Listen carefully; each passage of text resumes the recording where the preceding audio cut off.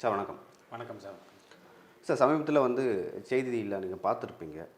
அமலாக்கத்துறை டிஜிபிக்கு ஒரு கடிதம் எழுதியது. அந்த கடிதத்தில் என்னென்னா, அமைச்சர் நேரு அவர்களின் தம்பி வீட்டில் இந்த மாதிரி பல ஆவணங்கள் எது சம்மந்தப்பட்டதுன்னா, தேர்வு எழுதுகிறாங்கல்ல, அதாவது நகராட்சி துறைக்கு ஏஇ என்ஜினியர் அந்த பொசிஷனுக்கெலாம் தேர்வு எழுதுகிறாங்க. அந்த தேர்வு எழுதுகிறோட மாணவர்களோட லிஸ்ட்டு, அதே மதிப்பெண், அவர்கள் எவ்வளோ பணம் கொடுத்தாங்க அப்படின்னு சொல்லிட்டு ஒரு டாக்குமெண்ட் சிக்கியதாகவும், இதன் பேரில் டிஜிபி நடவடிக்கை எடுக்க வேண்டும் என்று அமலாக்கத்துறை டிஜிபிக்கு ஒரு கடிதம் எழுதியது. ஸோ அது கிடைத்த பின்பு இங்கே பரபரப்பாக பேசப்பட்டது. அதை பற்றி உங்களோட முதல் பார்வை என்ன? அதன் பிறகு நம்ம விரிவாக பேசலாம் மற்ற விஷயங்களை.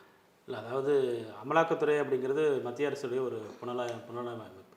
உங்களுக்கு நம்முடைய ஒரு ஸ்டேட் கவர்மெண்ட்டில் இருக்கக்கூடிய ஒரு ஆஃபீஸரோ இல்லை ஸ்டேட் கவர்மெண்ட்டில் இருக்கக்கூடிய ஒரு ஆர்கனைசேஷனோ அவங்க மேலே ஒரு குற்றச்சாட்டை சொல்கிறாங்க, KN நேரு அவர்கள் மீது ஒரு குற்றச்சாட்டு சொல்கிறாங்க அப்படின்னா, நீங்கள் அதை ஒரு கூடவே இருக்கக்கூடிய ஒரு அமைப்பு பழிவாங்கிற நோக்கத்தில் சொல்லலாம் அப்படிங்கிற மாதிரி நீங்கள் என்ன வேணாலும் கருத்து சொல்லலாம்.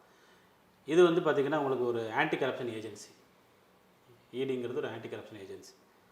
ஸோ அவர்கள் இந்த தப்பை கண்டுபிடிக்கிறாங்க அப்படின்னா, நம்முடைய காவல்துறை, நம்மகிட்ட இருக்கக்கூடிய இன்டெலிஜென்ஸ் ஏஜென்சிஸ் யாருமே இந்த தப்பை இது வரைக்கும் ஏன் கண்டுபிடிக்கலை? அதுவே மிகப்பெரிய ஒரு தப்பு. இப்போ தெரிஞ்சே விட்டுருக்காங்க அப்படின்னு எடுத்துக்கலாமா? கண்டிப்பாக தெரிஞ்சிருக்கும். 150 பேரிடம் பார்த்திங்கன்னா 25 லட்சத்துலேருந்து 35 லட்சம் ரூபாய்க்கு வாங்கியிருக்கிறாங்க சொல்லி அமலாக்கத்துறை ஒரு கடிதம் எழுதியிருக்கிறாங்க அப்படின்னா, இங்கே ஸ்டேட் கவர்மெண்ட்டில் இருக்கக்கூடிய யாருக்குமே இது தெரியாமல் கண்டிப்பாக நடந்திருக்காரு. இன்னொன்று, அரசு வேலை அப்படிங்கிறது இன்றைக்கி மிகப்பெரிய ஒரு கனவு. அது அந்த உதவி இன்ஜினியர் அப்படிங்கிறது ஒரு 65,000 ரூபாய் வரைக்கும் சம்பளம், அவ்வளோ பவர்ஸ் உண்டு. இன்ஜினியரிங் கல்லூரிகள் 500க்கும் மேற்பட்ட இன்ஜினியரிங் கல்லூரிகள் தமிழ்நாட்டில் இருக்குது. நீங்கள் உயர்கல்வியில் ஃபஸ்ட்டுன்னு சொல்லி சொல்கிறீங்க, பட் உயர்கல்வி தரத்தில் நீங்கள் ஃபஸ்ட்டு கிடையாது. அது ரொம்ப முக்கியமான விஷயம். கூகுளுடைய AI ஆஃபீஸ் சென்னையில் இருக்க வேண்டியது, பட் ஹைதராபாத் போயிடுச்சு. என்ன காரணம் சார்? அவங்க போன வருஷம் செப்டம்பர் மாதம் சென்னையில் வைக்கிறதுக்கு தமிழ்நாடு கவர்மெண்ட்டும் அமெரிக்காவில் போயிட்டு சுந்தர் பிச்சை அவர்களை நம்முடைய சிஎம் சந்திக்கும் பொழுது அவங்க ஒரு ஒப்பந்தம்லாம் போட்டிருந்தாங்க. கூகுள் AI ஆஃபீஸ் தமிழ்நாட்டில் அது சம்மந்தமாக பேச்சுவார்த்தைகள் ஒன் இயர்க்கு முன்னாடி நடந்துச்சு. ஆனால் இப்போ அந்த AI ஆஃபீஸ் தமிழ்நாட்டில் இல்லாமல் ஆந்திரா போயிடுச்சு. அமைச்சர் TRB ராஜா அதிமுக நிர்வாகிகள் கேட்டதற்கு அதில் உலக அரசியல் இருக்குதுன்னு சொல்லி சொல்கிறாரு. அமெரிக்காவில் இருக்கக்கூடிய எந்த ஒரு நிறுவனமாக இருந்தாலும் அமெரிக்காவை விட்டு வெளியில் ஆரம்பித்ததே கிடையாது. அவங்களுடைய கிளை எங்கேயுமே கிடையாது இது வரைக்கும். முதல்ல வெளியில் வந்தது கூகுள் தான். ஸோ நம்முடைய மண்ணின் மைந்தன் திரு சுந்தர் பிச்சை அவர்களை வச்சு கூட அவர்கள் இருக்கும்போது கூட அந்த ஒரு ஏஐங்கிறது பல லட்சம் கோடி இளைஞர்களுக்கு வேலை வாய்ப்பு கொடுக்கக்கூடிய ஒரு முக்கியமான ஒரு ஏரியா இன்றைக்கி. ஸோ அதை நம்ம நழுவ விட்டுட்டோம். மோஸ்ட்லி அந்த வேலைக்கு யார் போவாங்க? இன்ஜினியரிங் பட்டதாரிகள். ஒன்று, கூகுளுக்கு ஈக்குவலாக நம்ம நாட்டில் ஒருத்தர் இருக்கிறாரு, ஜோகோன்னு சொல்லிட்டு, திரு ஸ்ரீதர் வேம்பு அவர்கள். அவர் அங்கேருந்து எல்லோரும் இங்கே வாங்க, நம்ம ஊரில் வேலை வைக்க வாங்கன்னு சொல்லி அமெரிக்காவில் இருக்கிற இந்தியர்கள் கூப்பிடுறாரு. அவருடைய ஒரு நிறுவனம் செமி கண்டக்டர் ஒரு ப்ரொடக்ஷன் யூனிட் இங்கே உலகத்தில் ஆரம்பிக்கலாம்னு சொல்லி எல்லாம் பண்ணும்பொழுது அதுவும் நம்ம நாட்டை விட்டு அது ஒடிசா போயிடுச்சு. ஸோ தனியார் துறையிலும் இன்ஜினியர்களுக்கு வாய்ப்புகள் இல்லாமல் போய்விட்டது. இப்போ அரசு துறையில் இந்த மாதிரி வாய்ப்புகள் கெடுக்கப்படுகிறது என்றால், இன்ஜினியரிங் பட்டதாரிகளை எல்லோரும் வெளியில் எந்த பார்வை இருக்குதோ அந்த பார்வை மாறவே மாறாது. இது மிகவும் ஒரு தவறு. என்றைக்கு அமலாக்கத்துறை இப்படி ஒரு லெட்டர் அனுப்பியிருக்கிறாங்களோ, உண்மையிலேயே இங்கே அரசு வேலைக்காக படிக்கக்கூடிய 70 லட்சம் மாணவிகளின் நலனில் அரசு உண்மையிலேயே ஒரு அக்கறை கொண்டிருந்தால், இடி தமிழ்நாடு கவர்மெண்ட்டுக்கு லெட்டர் அனுப்புகிற வரைக்கும் வெயிட் பண்ணக்கூடாது. முன்னாடி கண்டுபிடிச்சிருந்துருக்கணும். சரி, கண்டுபிடிக்கலை, விட்டுருங்க. அடுத்த செகண்ட் FIR ஃபைல் பண்ணுறதுக்கு கண்டிப்பாக ஒரு ஆர்டர் போட்டிருக்கணும். பட் இது வரைக்கும் போடல. ஸோ அப்போது யாரை வேண்டுமானாலும் அரசு வேலையில் எடுத்துக்கொள்ளலாம் அப்படிங்கிற ஒரு மனநிலை இங்கே இருக்குது. அது மிகவும் ஒரு தவறான ஒரு அணுகுமுறை. இன்றைக்கி ஒரு 25 லட்சம் 35 லட்சம் கொடுத்து ஒரு அரசு வேலைக்கு வராரு அப்படின்னா, ஒரு வருஷம் 2 வருஷத்தில் அதை சம்பாதிக்க தான் நினைப்பார். அது லஞ்சமாக வாங்குவோம் கண்டிப்பாக. அது என்ன துறைன்னு சொல்லி நகராட்சி நிர்வாகத்துறை. முன்னே சொல்லணும்னா இந்த உள்ளாட்சிகளில் வருது. அது இந்த உள்ளாட்சி லோக்கல் செல்ஃப் கவர்மெண்ட்டில் நகராட்சி வரும், ஊராட்சி வரும், பேரூராட்சி வரும், எல்லாமே வரும். பேரூராட்சியில் இருக்கக்கூடிய ஒரு டவுன் பிளானிங் ஆஃபீஸரோ, ஊராட்சியில் இருக்கக்கூடிய ஒரு இந்த BDO, இவங்க எல்லாத்தையும் நீங்கள் BDO கீழே அசிஸ்டன்ட் BDO இவங்க எல்லாத்தையும் நீங்கள் TNPC மூலமாக ஃபில் பண்ணுறீங்க. அதே உள்ளாட்சி நிர்வாகத்தில் கீழே வரக்கூடிய நகராட்சி நிர்வாக இன்ஜினியரை மட்டும் நீங்கள் அந்த துறையின் கீழே பண்ணுறீங்க. அதுவே மிகப்பெரிய ஒரு தப்பு. இன்ஜினியர்கள் தமிழ்நாட்டில் ஊரக வளர்ச்சித்துறையில் ரோடு போடுறது, கான்ட்ராக்டர், இந்த மாதிரி இன்ஜினியராக இருக்கட்டும், சிவில் இன்ஜினியராக இருக்கட்டும், PWD இன்ஜினியராக இருக்கட்டும், எந்த இன்ஜினியருக்கும் இன்றைக்கி அரசு இன்ஜினியர் வேலைக்கு போகிறதுக்கு எக்ஸாமினேஷன் மட்டும் தான், இன்டர்வியூங்கிற ப்ராசஸ் கிடையாது. பட் நகராட்சி துறையில் மட்டும் எக்ஸாமினேஷன் வச்சுருக்கிறாங்க, இன்டர்வியூ வச்சுருக்காங்க. நீங்கள் எக்ஸாமில் பாஸ் பண்ணாலும் இன்டர்வியூ அட்டன் பண்ணணும். இன்டர்வியூ அட்டன் பண்ணணும். இந்த இன்டர்வியூங்கிற சிஸ்டம் இருக்கக்கூடாதுன்னு சொல்லி யூபிஎஸ்சியே வந்து என்ன பண்ணியிருக்கிறாங்க, சென்ட்ரல் கவர்மெண்ட் என்ன பண்ணியிருக்காங்கன்னா ஐஏஎஸ் ஐபிஎஸ் தவிர வேறு எதுக்கும் அவங்க இன்டர்வியூ கண்டக்ட் பண்ணது கிடையாது. தமிழ்நாட்டிலையுமே வந்து இப்போ டிஎன்பிஎஸ்சி குரூப் 1 ரேங்கில் இருக்க தவிர மற்ற எதுக்குமே இன்டர்வியூ கிடையாது. Even sub register, municipal commissioner என்பது முனிசிபாலிட்டி, அதாவது நகராட்சியில் இருக்கக்கூடிய அந்த முனிசிபல் கமிஷனர் கீழே தான் இந்த இன்ஜினியர்லாம் வேலை வைப்பாங்க. அந்த முனிசிபல் கமிஷனருக்கே இன்டர்வியூ கிடையாது. பட் அதுக்கு கீழே வேலை வைக்கக்கூடிய இன்ஜினியருக்கு இன்டர்வியூ உண்டுன்னா இது என்ன லாஜிக்? முனிசிபாலிட்டி இருக்கக்கூடிய கமிஷனர் வேலைக்கு இன்டர்வியூ கிடையாது. முனிசிபாலிட்டி இருக்கக்கூடிய கமிஷனர் கீழே வேலை பார்க்கக்கூடிய டவுன் பிளானிங் இன்ஸ்பெக்டருக்கு இன்டர்வியூ உண்டு, சானிடரி இன்ஸ்பெக்டருக்கு இன்டர்வியூ உண்டு. அப்போ கவர்மெண்ட்டுடைய ரூல்ஸ் என்ன, நாம்ஸ் என்ன, எல்லாம் தமிழ்நாடு கவர்மெண்ட் கீழே தானே ரன் ஆகுது. இது அடிப்படையே மிகவும் தவறான ஒன்று. இந்த ஆட்சி வந்த புதுசில் 2021 திரு பிடிஆர் பழனிவேல் தியாகராஜன் அவர்கள் மனிதவள மேம்பாட்டுத்துறை அமைச்சராக இருக்கும் பொழுது டிஎன்பிஎஸ்சி எதுக்குங்க இருக்குது, அரசு வேலைக்கு ஆள்கள் எடுக்கிறது டிஎன்பிஎஸ்சி இருக்குது. அப்புறம் இபியில் நீங்கள் என்ன தனியாக எடுக்கிறீங்க, ஆவியில் நீங்கள் என்ன தனியாக எடுக்கிறீங்க, டிரான்ஸ்போர்ட் நீங்கள் என்ன தனியாக எடுக்கிறீங்க, எல்லாம் இனிமேல் டிஎன்பிஎஸ்சி கீழே தான் சொல்லி கொடுத்துட்டார். சரிங்க சார், அவர் அப்படி கொண்டு வந்தார். அதை கொண்டு வந்த பிறகு இப்போ நேரு அவர்களின் வீட்டில் வந்து ஆவணம் சிக்கிறதுல சார், அவர் வந்து அண்ணாமலை யூனிவர்சிட்டி மூலமாக வந்து அவர் வந்து அண்ணா யூனிவர்சிட்டி மூலமாக வந்து தேர்வு நடத்துகிறார். ஓகேங்களா? அது வந்து இந்த அண்ணா யூனிவர்சிட்டி மூலமாக தேர்வு நடத்தாங்க. அது முதல் முறையாக இதுக்கு முன்னாடியே வந்து அந்த மாதிரி நடத்தப்பட்டதா? இல்லை, ஆக்சுவலாக இதற்கு முன்னர் அனைத்து தேர்வுகளுமே டிஎன்பிஎஸ்சி மூலமாக தான் நடந்திருக்குது. ஒரு சில நேரங்களில் வந்து டிரான்ஸ்போர்ட்டில் வந்து அந்த செலெக்ஷன் லிஸ்ட்டு அண்ணா யூனிவர்சிட்டி கொடுக்கணும் அப்படிங்கிற மாதிரி ஒரு சமயம் நடந்துச்சு. ஏடிஎம்கே பீரியடில் I think Thiru Nandakumar IAS அவர்கள் டிஎன்பிஎஸ்சி செக்ரட்டரியாக இருந்தார் நினைக்கிறேன். அதாவது செலெக்ஷன் லிஸ்ட், அதாவது அது டிரான்ஸ்போர்ட் செக்ரட்டரிட்ட வாங்கி இவங்க வந்து செலெக்ஷன் லிஸ்ட் கொடுக்குறாங்க. பட் அதுவுமே எக்ஸாமினேஷன் கண்டக்ட் பண்ணது போய் டிஎன்பிஎஸ்சி தான். ஸோ இந்திய அரசியலமைப்பு சட்டத்தின்படி ஆர்டிகல் 315 ஸ்டார்ட் ஆகுது. ஒரு அரசுக்கு தேவையான, மாநில அரசுக்கு தேவையான அரசு பணியாளர்களை எடுப்பதற்கு பணியாளர் தேர்வாணையம் இந்திய அரசியலமைப்பின்படி உருவாக்கப்பட்டிருக்கிறது. அப்போ நாளைக்கு டிஎன்பிஎஸ்சி வேலை பார்க்கக்கூடிய சேர்மன், மெம்பர்ஸ் இவங்கெல்லாம் நகராட்சி துறையில் ஒரு கான்ட்ராக்ட் எடுக்கிறதுனா இவங்க விடுவாங்களா? அப்போ டிஎன்பிஎஸ்சிக்கு என்ன வேலை? அவங்க நீங்கள் ரெவன்யூ டிபார்ட்மெண்ட்னா நீங்கள் பட்டா கொடுக்கணும், சிட்டா கொடுக்கணும், கேஷ் சர்டிஃபிகேட் கொடுக்கணும். ரூரல் டெவலப்மெண்ட் டிபார்ட்மெண்ட் ரோடு போடணும், மகாத்மா காந்தி திட்டத்தை வாட்ச் பண்ணணும். ரிஜிஸ்ட்ரேஷன் டிபார்ட்மெண்ட்டை நீங்கள் நல்லா பதிவு பண்ணணும். அப்போ டிஎன்பிஎஸ்சினா வேலைக்கு ஆள் எடுக்கணும். அப்போ அந்த வேலையை நீங்கள் பார்த்துக்கிட்டீங்கன்னா அப்புறம் உங்கள் வேலையை அவங்க பார்க்கலாமா? அது யார் சார் கொண்டு போனால்? இப்போ டிஎன்பிஎஸ்சிலேருந்து அண்ணா யூனிவர்சிட்டிக்கு யார் கொண்டு போனால்? இல்லை, இவங்க தான், அதாவது நகராட்சி நிர்வாகத்துறையை தான் நாங்களே எடுத்துக்கிறோம். அமைச்சர் திரு நேரு அவர்கள் தலைமையில் வந்து பார்த்தீங்கன்னா அப்போது கூட எதிர்ப்பு இருந்துச்சு. அப்போ வந்து யார் அந்த டிபார்ட்மெண்ட் செக்ரட்டரி அப்படின்னா திரு ராதாகிருஷ்ணன் ஐஏஎஸ் அவங்க தான் செக்ரட்டரியாக இருந்தாங்க. அப்போ கூட வந்து டூ இயர்ஸ் பேக் நினைக்கிறேன், நம்முடைய பாட்டாளி மக்கள் கட்சி தலைவர் திரு ராமதாஸ் அவர்கள் வந்து பார்த்திங்கன்னா கண்ணறிக்கை விட்டுருந்தார். டிஎன்பிஎஸ்சி வேலையை நீங்கள் எப்படி பார்க்கலாம், நாளைக்கு இதில் வந்து ஊழல் தான் நடக்கும் அப்படி சொல்லி அவர் கண்ணறிக்கை விட்டுருந்தார். இந்த விஷயம் வெளியே வந்ததுக்கப்புறம் மீண்டும் நான் தான் ஏற்கனவே சொல்லியிருந்தேன் அப்படிங்கிற மாதிரி சொன்னார். ஸோ இப்போ வந்து இது வந்து ஓகே, நகராட்சி நிர்வாகத்துறை எடுக்கட்டும், தமிழ்நாடு அரசாங்கம் அவங்க என்ன வேணாலும் செய்யலாம். அவங்களுக்கு மக்கள் வந்து வாக்களித்து உட்கார வச்சுருக்கிறாங்க, அவங்களுக்கு முழு பவர் இருக்குது. நியாயமாக நடத்திருக்கலாமே, நேர்மையாக நடத்திருக்கலாம். இப்போ 150 பேர் பணம் கொடுத்துருக்குறாங்க அப்படிங்கிறது சொல்லி அமலாக்கத்துறை கடிதத்தில் வந்து ரொம்ப தெளிவாக கொடுத்துருக்குறாங்க. எல்லா டிவி, நியூஸ் பேப்பர் எல்லாமே வந்திருக்குது. அவங்க சொன்னது என்னென்னா public servants, politicians, private entities, students எல்லோரும் இன்வால்வ் ஆகிருக்கிறாங்க அப்படிங்கிற மாதிரி அவங்க சொல்கிறாங்க. இதை வந்து அமலாக்கத்துறை வந்து இந்த டாஸ்மாக் சொல்லி ஊழல், அதில் அமலாக்கத்துறை வந்து பார்த்திங்கன்னா நிறையா பேக் ஃபயர் ஆயிடுச்சு. பட் இதில் வந்து எங்களுக்கு எஃப்ஐஆர் ஃபைல் பண்ணி கொடுங்க, அவ்வளோது நாங்கள் வேறு ஏதாவது விசாரிக்க போய் இது கிடச்சதுக்கு அப்படிங்கிற மாதிரி அவங்க சொல்லியிருக்கிறாங்க. பட் இது வந்து அரசு வேலைக்கு படிக்கக்கூடிய மாணவர்களின் கனவு. இல்லை சார், இப்போது உங்கள் இன்ஸ்டியூட்லேயே வந்து நிறைய மாணவர்கள் வந்து படிக்கிறாங்க. நம்ம பார்த்தோம் இப்போ போய் மேலே. ஆமாம், நூற்றுக்கணக்கான மாணவர்கள் படிக்கிறாங்க.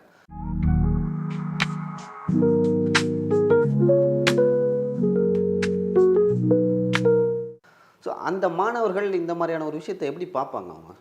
அவங்களுக்கு வந்து முழுக்க வந்து பார்த்திங்கன்னா நம்பிக்கையின்மை ஏற்படும். நீங்கள் இப்போ வந்து பார்த்த மாணவர்கள் யாருமே நேட்டிவ் ஆஃப் சென்னை கிடையாது.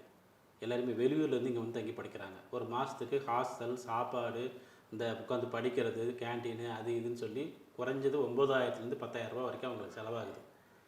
அப்போ வந்து பார்த்திங்கன்னா 1 லட்சத்துக்கு மேலே வந்து உங்களுக்கு வந்து ஒரு வருஷத்துக்கு நீங்கள் செலவாகுது. குறைஞ்சது 2 வருஷம் படித்தாதான், 3 வருஷம் படித்தாதான் இன்றைக்கி அரசு வேலைக்கு போக முடியும். இன்றைக்கி அந்த நிலமை தான் இருக்குது. அப்போ அரசு வேலைக்கு போகிறதுக்கு நியாயமான வழியில் மட்டுமே அவங்களுக்கு 3 லட்ச ரூபா செலவாகுது. இது போக குடும்பத்தை விட்டு உட்காந்து படிக்கிறாங்க, பேரண்ட்ஸை விட்டு படிக்கிறாங்க. பெண்கள், கணவனை இழந்த பெண்கள் நிறைய பேர் இந்த எக்ஸாம் உட்காந்து படிச்சுட்டு இருக்கிறாங்க. மாற்றுத்திறனாளிகள் நிறைய பேர் படிச்சுட்டு இருக்கிறாங்க. திருநங்கைகள் நிறைய பேர் படிச்சுட்டு இருக்கிறாங்க.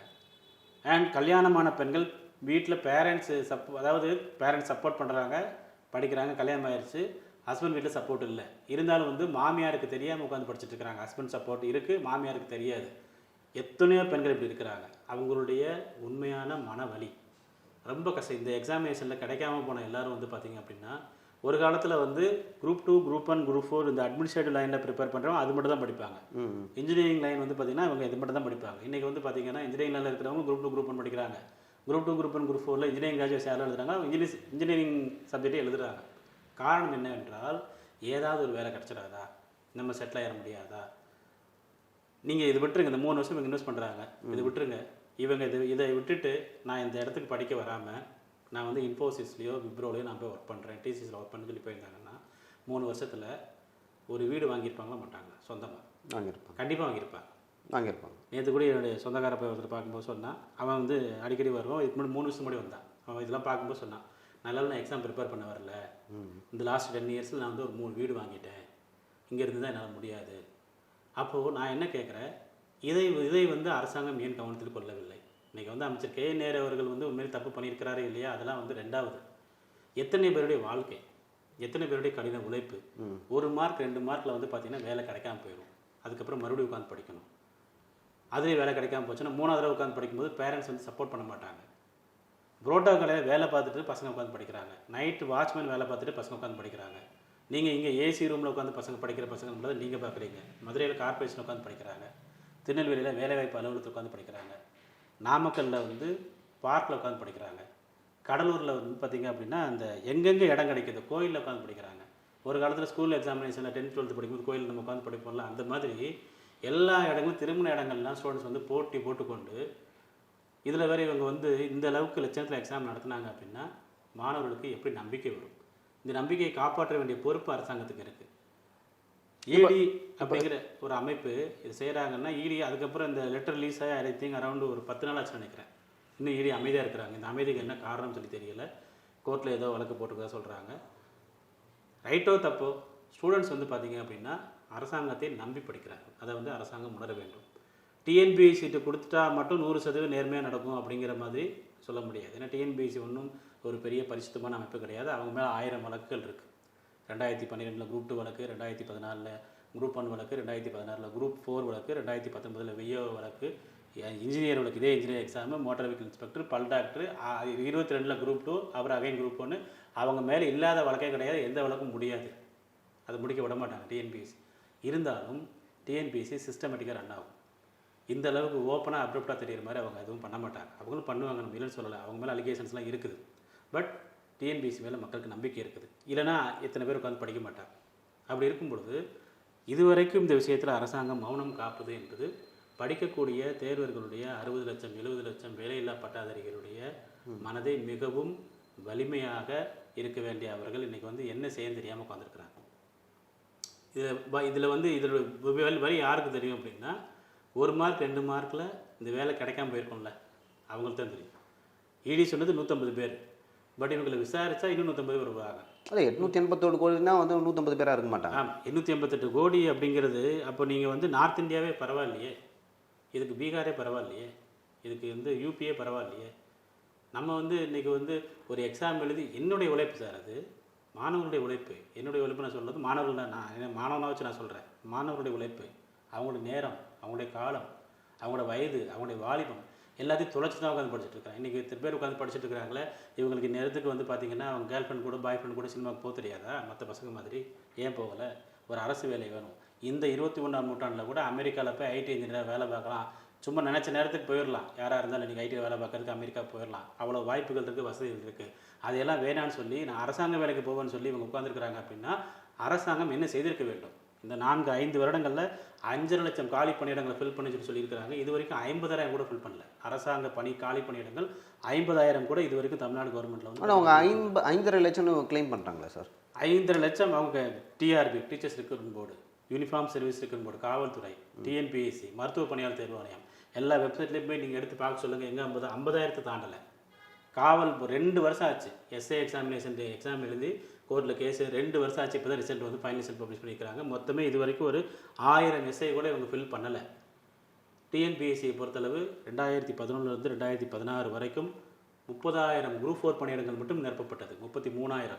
2016 2021 வரைக்கும் 30,000 குரூப் 4 பணியிடங்கள் மட்டும் நிரப்பப்பட்டது. இப்போ குரூப் 4ல் வந்து இது வரைக்குமே வந்து பார்த்திங்கன்னா 13,000 தான்.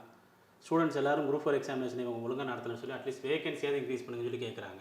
வேகன்சியாவது இன்க்ரீஸ் பண்ணல, காலி பண்ணி. நீங்கள் வந்து டிஎன்பிஎஸ்சியை பொறுத்தளவு இனி பணியாளர் தேர்வாணையம் ஒரு 10,000 பேர் 100 பேர் ஃப்ராட் பண்ணுறாங்க அப்படின்னா தடுக்க முடியாது. ஏன்னா எல்லாரும் மனுஷங்க தான், டிஎன்பிஎஸ்சி வேலை பார்க்குற மனுஷன். ஒரு லெவலுக்கு மேலே தடுக்க முடியாது அப்படிங்கும்போது ஒரு 1000 வேகன்சி இன்க்ரீஸ் பண்ணும்போது இன்னும் பின்னாடி இருக்க உள்ள வரப்போகிறான். வேகன்சி இன்க்ரீஸ் பண்ணலை. அப்போது நான் என்ன கேட்குறேன், டிஆர்பி ரொம்ப முக்கியமாக 2022 14 ஃபுல் பண்ணுறாங்க, 23 17 24 21 இது வரைக்கும் வந்து பார்த்திங்க அப்படின்னா 4000 தவிர அவங்க எதுவுமே ஃபில் பண்ணலை. ஒவ்வொரு வருடமும் டீச்சர்ஸ் ரெக்ரூட்மெண்ட் போர்டு வந்து பார்த்திங்கன்னா செயலிழந்த காரணத்தினால் 500 ஸ்கூலில் ஹெட் மாஸ்டர் இல்லை. இன்றைக்கி தான் வந்து பார்த்திங்கன்னா சிஇஓ ப்ரொமோட் பண்ணிக்கிறாங்க. அப்படி இருக்கும் பொழுது எந்த பணியிடமும் ஃபில் பண்ணாமல் இது போக இவங்க வந்து நான் கோயிலில் வந்து பார்த்திங்கன்னா நீர்நிலை காவலர்கள் நாங்கள் இது பண்ணுறோம். அப்புறமா வந்து ஒவ்வொரு பிளாக் லெவலில் ஒவ்வொரு பிடிஓ ஆஃபீஸ்லேயுமே வந்து தமிழ் படித்தவர்களை வந்து 2 பேரை வந்து பார்த்திங்கன்னா நாங்கள் அப்பாயின்ட் பண்ணுறோம். 350 பிளாக் இருக்குது, 760 பேர் வந்து உங்களுக்கு வந்து தமிழ் படித்தவங்களை பிஏ தமிழ் லிட்டரேச்சர் படித்தவங்களை இவங்க அரசு வேலைக்கு நியமித்திருக்கணும். இதெல்லாம் எலெக்ஷன் மேனிஃபெஸ்டோடு சொன்னது இது வரைக்கும் செய்யலை. அப்போ நான் என்ன கேட்குறேன், எந்த ஒரு கிராஜுவேஷனுக்கும் சரியான ஒரு வேலைவாய்ப்பு இல்லை, கொடுக்குற வேலையை ஒழுங்காக செய்யலை அப்படின்னா மாணவர்கள் மத்தியில் நீங்கள் எப்படி ஒரு நம்பிக்கையை பெற முடியும்? இல்லை, இப்போ உங்கள் இன்ஸ்டியூட்டில் இருக்கிற மாணவர்கள்ட்ட வந்து இது சம்மந்தமாக நீங்கள் உரையாடி இருப்பீங்க, ஓகேங்களா? அந்த மாணவர்கள் என்ன சொல்கிறாங்க? சார் நாங்கள் இப்போ தான் சார் தெரியுது நான் ஏன் பாஸ் பண்ணலன்னு சொல்லிட்டு ஏதாவது சொல்கிறாரு. அன்றைக்கே எங்கள் ஊரில் சொன்னாங்க சார், இவரை போய் பாருங்கள் அவரை போய் பாருங்க சொல்லி சொன்னாங்க. இப்போ தான் தெரியுது நான் ஏன் பாஸ் பண்ணலன்னு சொல்லிட்டு. இவங்க என்ன பண்ண முடியும்? டிஎன்பிஎஸ்சியில் இவங்க கோர்ட்டில் கேஸ் போவாங்க. டிஎன்பிஎஸ்சிலாம் வந்து பார்த்திங்கன்னா வெளியிலேருந்து பார்க்கறது தான் வெளிப்படைத்தன்மை சொல்லி சொல்கிறாங்க. சிவில் ஜட்ஜ் அப்படிங்கிற ஒரு தேர்வில் பாதிக்கப்பட்ட ஒரு பெண் வழக்கறிஞர், அவங்க தந்தையும் வழக்கறிஞர், ஹைகோர்ட் சுப்ரீம் கோர்ட் போயிட்டு அவங்களுக்கு வந்து பார்த்திங்கன்னா உண்மையிலேயே பாதிக்கப்பட்டிருக்கிறாங்க, வேலை கொடுங்கன்னு சொல்லி ஹைகோர்ட் சொல்லியாச்சு. இதுக்கப்புறம் சுப்ரீம் கோர்ட் போகிறாங்க, சுப்ரீம் கோர்ட் வேலை கொடுங்கன்னு சொல்லியாச்சு. இதற்காக டிஎன்பிஎஸ்சி இவங்களுக்கு எதிராக செலவு பண்ண பணம் மட்டுமே 80 லட்சம் ரூபாய். ஒரு கேண்டிடேட்டுக்கு எதிராக அவங்களுக்கு வேலை கொடுக்கக்கூடாது, ஏன்னா நியாயமான முறையில் அவங்க கொடுத்துட்டாங்கன்னா அடுத்து எல்லாருமே அதை வச்சு கேட்பாங்க, அந்த கோர்ட் ஆர்டரை வச்சு கேட்பாங்க. இந்தளவுக்கு ஒரு அடக்குமுறை, கண்ணுக்கு தெரியாத அடக்குமுறை வந்து தமிழ்நாட்டில் நடந்துகிட்டு இருக்கு. இன்றைக்கி விவேக் ஃப்ரம் நாகர்கோவில் 2 மணி நேரத்துக்கு முன்னாடி கால் பண்ணார். அவர் பண்ண தப்பு குரூப் ஃபார் எக்ஸாம் எழுதுனது தான், வேறு எந்த தப்பும் பண்ணல. குரூப் ஃபார் எக்ஸாமினேஷன் எழுதுறாரு. ஃபஸ்ட் 100 கொஸ்டின் தமிழ், அடுத்து 100 கொஸ்டின் ஜென்ரல் நாலேஜ், ரெண்டாவது 100 கொஸ்டின் ஜென்ரல் நாலேஜில் வர ஆன்சர் சீட்டில் ஓஎம்ஆர் சீட்டில் அங்கங்கே வந்து பிளாக் டாட் இருக்குது. அப்போவே ஒரு இமீடியேட் கேட்டிருக்கிறாரு, அதெல்லாம் ஒன்றும் பிரச்சனை எழுதுங்கன்ட்டாங்க. எக்ஸாம் எழுதி முடிச்சோடனே டிஎன்பிஎஸ்சிக்கு மெயில் பண்ணியிருக்காரு, ஃபோன் பண்ணியிருக்காரு, எந்த ரிப்ளையும் கிடையாது. ரிசல்ட் வந்ததுக்கப்புறம் மறுபடியும் கேட்டிருக்காரு. இவர் சொன்ன மாதிரி ஃபஸ்ட்டு 100 கொஸ்டின் தமிழ் 83 கொஸ்டின் ரைட்டாக போட்டார், அதுக்கு உண்டான மார்க் வந்துருச்சு. ரெண்டாவது 100 கொஸ்டினில் வந்து பார்த்தீங்கன்னா ஜிகேல 23 மார்க் தான் ரைட்டாக வந்திருக்கா, 58 கொஸ்டின் ரைட்டாக இருக்கிறார். இப்போ ஒரு கிளைம் பண்ணுறாரு. அப்புறம் டிஎன்பிஎஸ்சியில் கேட்டால் நீங்கள் அப்போவே கேட்க வேண்டியது, நான் அப்போவே கேட்டேன், எல்லா டாக்குமெண்ட் எடுத்து டிஎன்பிஎஸ்சி வாசலுக்கு போயிட்டார், உள்ளே விட மாட்டேன்ட்டாங்க. அப்புறம் மெயில் பண்ணுறாங்க, உள்ளே விட மாட்டேன்னு சொல்லிட்டு ஆஃபீஸ்க்குள்ளேருந்து இவருக்கு மெயில் பண்ணுறாங்க, ஃபோன் பண்ணுறாங்க, ஆஃபீஸ்க்குள்ளேருந்து இப்போ மெயில் பண்ணுறாங்க சார். அப்போது நான் என்ன கேட்குறேன், கோர்ட்டுக்கு போவார். உங்கள்கிட்ட ஒரு வேலையை நியாயமான முறையில் வாங்குறதுக்கு இவ்வளோ தூரம் கோர்ட்டுக்கு போய் கோர்ட்டு கேஸ் எத்தனை வருஷம் நடக்கும்? குறைஞ்சது 3 வருஷம் 4 வருஷம் நடக்கும். அதுக்கு ஒரு ப்ரைவேட் கம்பெனி நிம்மதியாக ஜாலியாக செட்டில் ஆகி கல்யாணமாகி குடும்பம் குழந்தை இன்றைக்கி டேட்டில் அரசாங்க வேலைக்கு ப்ரிப்பேர் பண்ணுறவங்க யாரும் உண்மையை சொல்லணும் அப்படின்னா ஆணாக இருந்தாலும் சரி பெண்ணாக இருந்தாலும் சரி 30 வயதிற்குள் கல்யாணம் முடிப்பதில்லை. நீங்கள் இங்கே வந்து உட்காந்து படிக்க ஆரம்பிச்சிட்டா போதும், ஒரு அட்டம்ப்டா இல்லை அடுத்த அட்டம், இது வந்து புலிவாலை பிடிச்ச கதை தான். அரசு வேலையை வாங்காமல் வெளியே போக முடியாது, கஷ்டம், எல்லாருக்கும் கிடைக்கிறது இல்லை. இதே கேட்டகரியில் இவங்க ஒரு 5 வருஷம் ப்ரிப்பேர் பண்ணுறாங்க, இவங்க கூட சேர்ந்து ஐடி ஒருத்தர் வேலை பார்க்குறாருன்னா அவர் தீபாவளிக்கு பொங்கலுக்கு ஊரில் வரும்போது அவர் எப்படி செட்டில் ஆகிருப்பார், இவங்க எப்படி செட்டில் ஆகிருப்பாங்க. இவங்களால ஒரு கல்யாணம் காட்சி கூட போக முடியாது, வெளியே தலை காட்ட முடியாது. அப்படிப்பட்ட சூழ்நிலை மாணவர்கள் படிச்சுட்டு இருக்கிறாங்க. அப்படி இருக்கும் பொழுது இதை எவ்வளவு கண்ணும் கருத்துமாக நீங்கள் நடத்த வேண்டும். அதுபோக நிர்வாகம், நீங்கள் பணம் வாங்கிட்டு போஸ்டிங் போட்டிங்க அப்படின்னா நாளைக்கு வந்து பணம் வாங்க தான் செய்வாங்க. அந்த இன்ஜினியர் என்ன செய்வார், பணம் வாங்க தான் செய்வார். ஒரு பிளானிங்கில் ஒரு டாக்குமெண்ட்டில் ஒரு அப்ரூவலில் பணம் வாங்க தான் செய்வார். அவரை யாரும் தடுக்க முடியாது. நான் 25 வருஷம் கொடுத்துருக்குறேன். அப்போ அது வந்து இன்னொருத்தரை பாதிக்குது. அப்போ நாளைக்கு என்ன ஆகும் அப்படின்னா ஊர்லலாம் எல்லா ஊர்லேயும் ஒரு சம்பளம் குடும்பத்தை ரன் பண்ணுறதுக்கு, இன்னொரு சம்பளம் லஞ்சம் கொடுக்கறதுக்கு, அந்த மாதிரி ஒரு சமூகம் உருவாகி விடும். இவ்வளோ படித்து வேலை இல்லை அப்படின்னா நாளைக்கு வந்து இந்த படிக்கிற ஸ்டூடெண்ட்ஸ் என்ன பண்ணுவாங்க, இவங்களுக்கு அவ்வளோ நாலேஜ் வேறு விதமாக யூஸ் பண்ணாங்கன்னா சமூக விளைவுகள் ஏற்படும் சார். வேலையில்லா திண்டாட்டம் அதிகமாக சமூக விளைவுகள் ஏற்படும். ஸோ இதெல்லாம் அரசாங்கம் கவனத்தில் கொள்ள வேண்டும். நம்மகிட்ட வந்து 500க்கும் மேற்பட்ட இன்ஜினியரிங் காலேஜ் இருக்குது அப்படிங்கிறது வந்து ஒரு பெரிய பெருமை கிடையாது. அந்த இன்ஜினியர்களுக்கு முறையாக எக்ஸாம் வச்சு ஒரு உருப்படியாக எக்ஸாம் வச்சு நேர்மையான இன்ஜினியர்கள் நீங்கள் செலக்ட் பண்ணணும். இன்ஜினியர்கள் மட்டும் நேர்மையாக இல்லாமல் இருந்திருந்தா அப்படின்னா உங்களுக்கு பாலம் உடைய தான் செய்யும், ரோடு இதுவாக தான் செய்யும். ஏற்கனவே நிறைய நடந்திருக்குது. ஸோ அதனால் அரசாங்கம் இதில் முழுமையாக தலையிட்டு யார் பண்ணியிருந்தாலும் சரி. எனக்கு என்ன ஆச்சரியம் அப்படின்னா, பயிற்சி மையங்கள் வந்து ஒரு 15,000க்கும் மேற்பட்ட பயிற்சி மையங்கள் தமிழ்நாட்டில் இருக்கிறாங்க. ஒரு பயிற்சி மையம் கூட இந்த விஷயத்தை பேசலை. ஏது டிஎன்பிஎஸ்சி ஒரு விஷயம்னா எல்லா பயிற்சி மையங்களும் பேசுவாங்க. நகராட்சி நிர்வாகத்துறையில் நடந்திருக்கு, ஒரு பயிற்சி மையம் கூட பேசலை. அப்போது என்ன இது வந்து ஒரு தனியாக ஒரு மினிஸ்ட்ரி நடத்துகிறாங்க, நம்ம அதை பற்றி பேசினா வந்து அப்படிங்கிற மாதிரி ஒரு பயம் அவங்களுக்குள்ள இருக்குது. இது வந்து யார் இப்போ ஒரு பயிற்சி மையம் போய் கண்டுபிடிக்கல, கண்டுபிடிச்சி சொன்னது இடி வெளியில் வந்திருக்கு, பேப்பரில் வந்திருக்கு, நியூஸ் வந்திருக்குது. இதற்கென்று வந்து மாணவர்கள் வந்து வேலை வாங்கி கொடுக்குறவருக்கு பயிற்சி மையங்கள் துணையாக நிற்கணும் சார். ஆமாம், கண்டிப்பாக சார். ஃபீஸ் வாங்குகிறோம், அவங்கள வச்சு தான் நம்ம வாழ்கிறோம். அப்படி இருக்கும்போது அவங்களுக்கு வந்து இந்த மாதிரி பிரச்சனை வந்து பயிற்சி மையங்கள் குரல் கொடுக்கணும். எந்த பயிற்சி மையத்தை பற்றி பேசுகிறது இல்லை. நாளைக்கு வந்து டிஎன்பிஎஸ்சியில் 1000 இன்ஜினியர்கள் அப்பாயின் பண்ண போகிறாங்கன்னு ஒரு வருடாந்திர கால அட்டவணை போடட்டும், எல்லா பயிற்சி மையம் நாங்கள் கோச்சிங் கொடுக்குறோன்னு ஆரம்பிச்சிருவாங்க, போஸ்ட் ஓட்ட ஆரம்பிச்சிருவாங்க, ரீல்ஸ் போட ஆரம்பிச்சிருவாங்க. இன்றைக்கி இதை பற்றி யாருமே பேசலை. ஸோ அப்போ வந்து இதுவும் கண்டிக்கத்தக்கது. நான் என்ன சொல்கிறேன், மாணவர்கள் உங்களை நம்பி வந்துட்டாங்கன்னா கடைசி வேலை வாங்குறவருக்கு அவங்களுக்கு நீங்கள் துணையாக இருக்கணும். காலத்துக்கும் அவங்க உன்னை மறக்க மாட்டாங்க. அவங்கள கல்யாணத்தில் காலில் வந்து ஆசீர்வாதம் வாங்குவாங்க சார். பேரண்ட்ஸ் காலில் கூட விட மாட்டாங்க கல்யாணத்தில். பயிற்சி மைய நிர்வாகி போனால் காலில் விழுந்து நானே நிறைய டைம் பார்த்துருக்குறேன். அப்போ அந்தளவுக்கு உங்களை கடவுளாக வச்சுருக்குறாங்க. அப்படிங்கும்போது அவங்களுக்கு நீங்கள் என்ன செஞ்சீங்க? ஸோ இது வந்து ஒட்டுமொத்தமாக தமிழ்நாட்டில் இருக்கக்கூடிய அனைத்து பயிற்சி மையங்களும் கேட்க வேண்டிய ஒரு கேள்வி. ஒரு பொதுநல வழக்கு போடுங்க. நம்ம யார் தப்பு பண்ணியிருக்கிறாங்க இல்லை, அதெல்லாம் ரெண்டாவது. ஒரு குற்றச்சாட்டு இருக்குது, அதனால் மாணவர்கள் மத்தியில் ஒரு அவநம்பிக்கை இருக்குது. அப்போ நீங்கள் என்ன பண்ணுங்கள், இதற்கு வந்து ஒரு உரிய விசாரணை நடத்துங்கன்னு சொல்லி கேட்கலாமே. ஸோ இது வந்து நடக்க வேண்டும். தேர்வுகள் சார்பாக இது வந்து மிகவும் வந்து பார்த்திங்கன்னா ஒரு வருத்தத்துக்குரிய நிகழ்வு. இது யாருமே எதிர்பார்க்கல. இல்லை, இப்போது நீங்கள் நீங்கள் 15,000 இன்ஸ்டியூட்னு அப்படின்னு சொல்லிட்டு சொல்கிறீங்க. அப்போ எதிர்காலத்தில் வந்து இந்த மாதிரி நான் பணம் கொடுத்து வேலைக்கு சேர்றேன்னா மாணவர்களோட வருகையே வந்து குறையும். இதனால் வந்து நிறைய நிறுவனங்கள் பாதிக்கப்படும்ல சார்? கண்டிப்பாக பாதிக்கப்படும். ஏற்கனவே பாதிக்கப்பட்டிருக்கிறது.